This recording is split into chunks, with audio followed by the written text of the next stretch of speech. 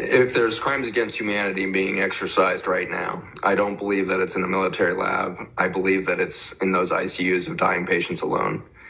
In what time in history have we decided that we need to, en masse, let people die alone? Marines are taught to never leave a soldier on the battlefield. Marines will literally charge into machine gun fire, into rocket fire, to go grab that injured soldier so that they don't die alone in enemy hands. What level of fear have we induced in mankind that we are letting our revered elderly and our young people who are dying from these conditions die alone? It is worse than rocket fire. It is worse than this. And we've generated that level of fear around a virus that looks to have a mortality similar to flu. What are we doing with this tyranny of fear? We are tearing apart the very fabric of what it means to be human. There's an innate drive in us to stay connected, to stay in one another's presence, to have fellowship with one another. It's written into our Constitution that you will not block public gatherings. You will not block the ability for us to get together and practice our spiritual faith, to practice our spiritual experience. And if anything is a hallowed ground of spiritual environment, it is the birthplace of a child and the birthplace of an elder person about to transition to the other side. There are two births that happen to humankind. And the first, of course, must be extraordinary. If we could remember it all, how amazing would it have been? When you are in the womb of your mother, you can hear sounds muffled, and you can hear the voice of your family members. You can hear the bark of a dog. You can hear the closing of a door. It's muffled, but you can hear it. You can see the light filtering through in the morning through the skin of your mother's belly and through the wall of the womb. You can see these transitions of shadows moving by. You can see this beautiful world, and it's all in red hues. It's reds and oranges, like an eternal sunset happening around you. And then there's peaceful darkness in the night, and it's silent, and you've got your mother's heartbeat right next to you, and you've got this extraordinary holy of holies, this protected space that you're in. Then suddenly, at the end of 9 months, your entire human existence so far only knows this space. You have this catastrophic event where intense pressure is put on you, and you're being covered in microbes as you go down this, and your immune system has never seen this. Your whole body has never seen this whole body of life that's coating you, and you're in this transit of dark tunnel and compression. Your heart rate is 180 and pushing 250 at moments because you are in this intense physiologic pressure state, and you think you are dying. I think that must pass the tissue levels possibilities. I think I'm dying because the light is gone, and all I hear is crushing pressure, and all I'm experiencing this. And then suddenly you're in the light, all the pressure is gone, and you can't believe the beauty around you.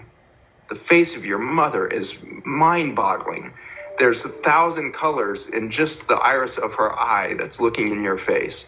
And you're staring at that for a second. And then there's this like halo of light and color from this explosion of filaments out of your mother's head that we call hair. And it's creating these rainbows of color. And so all you can do is stare above your mother's hair and look at that for a while. And then suddenly there's this extraordinary, scene as it unfolds of greens and blues and your first sunset.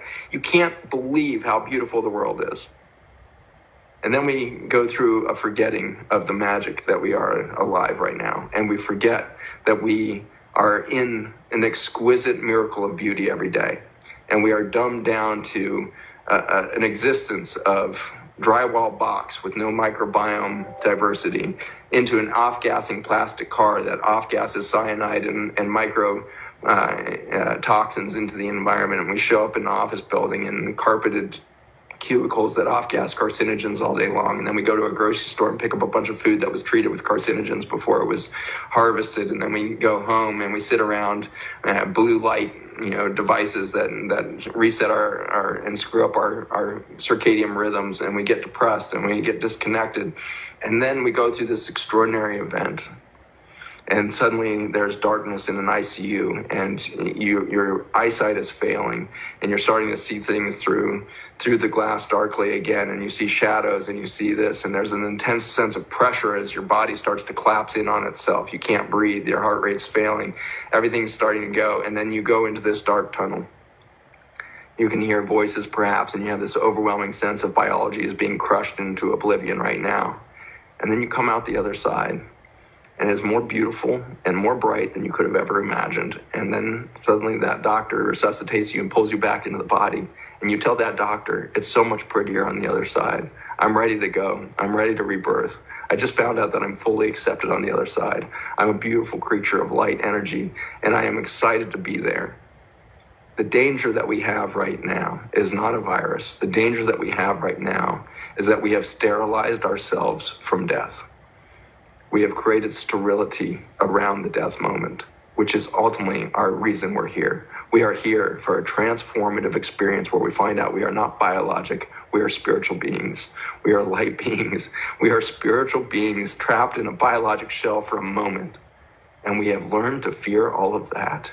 And for that, we are missing the beauty of life. We are missing the beauty of the face of our lovers, of the face of our children.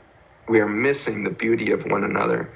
And we are letting each other die alone out of fear of some genetic material that floats through the air and has since the beginning of time. We have the wrong story going on. And it is not a conspiracy theory. It is not some government laboratory. It is the human emotion of fear. And we are afraid of our own death, which is our rebirth.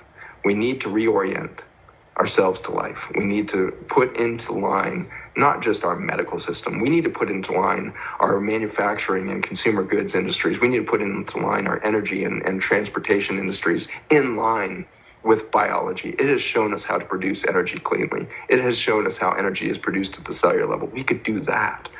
We could put all of it back in line.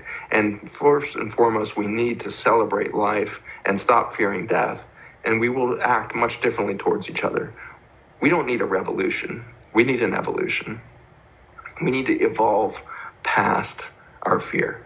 And we need to find love. And love is not a thing. It's not something to be grabbed. It is an experience. And I believe it is, through the wisdom of one of my deep friends, Patrick Gentempo, gave me this extraordinary gift last year. Love is not the fabric of everything. The fabric of everything is beauty. And our reaction to seeing the beauty is love. If you feel unloved, if you feel like you don't know what it means to love yourself or your loved one who is dying right now, then stop trying to generate the human emotion of love and start witnessing the beauty, and then you will experience the love.